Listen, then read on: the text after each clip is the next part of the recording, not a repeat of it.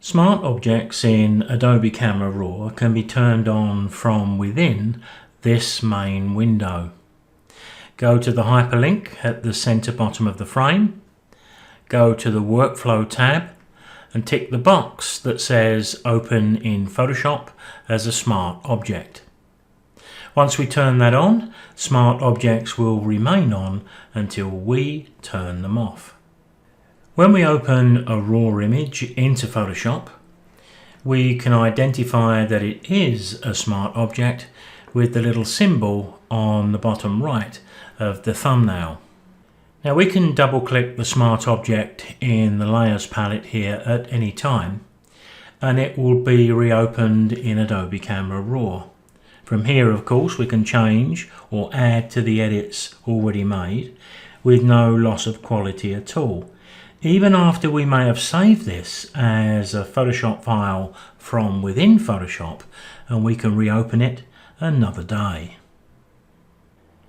Coming back into Photoshop here, we can make a copy of our smart object layer, but it's important that we do this the right way. If we copy a smart object layer with Ctrl J, then we open one of these layers back into Adobe Camera Raw. Any edits we make to one smart object layer is going to affect the other. It's unlikely we're going to want to do that. Now I'm going to delete the copy I've just made with Ctrl J by highlighting and hitting the delete key. If we move to the right of the layer thumbnail, right click, we need to select New Smart Object via Copy. We appear to have exactly the same thing as we had a few moments ago. But what this does is to allow each of these layers, or more if we had them, to be reopened into Adobe Camera Raw, and now they can be edited independently of each other. Now this does allow us to become creative with our editing in a variety of ways. Maybe revealing colour in a strategic place in a picture, that's one example. And we can retain both layers as raw files as we do so. For example, let's double click the top layer of the two here and that'll open up again into Adobe Camera Raw. Going into the Basic tab, what I'm going to do here is to remove all of the colour. Now I can click OK. You'll notice that we're not opening a smart object now because what we're doing is just updating an already open smart object. Now of course I could select the bottom layer of the two and we can clearly see they're independent.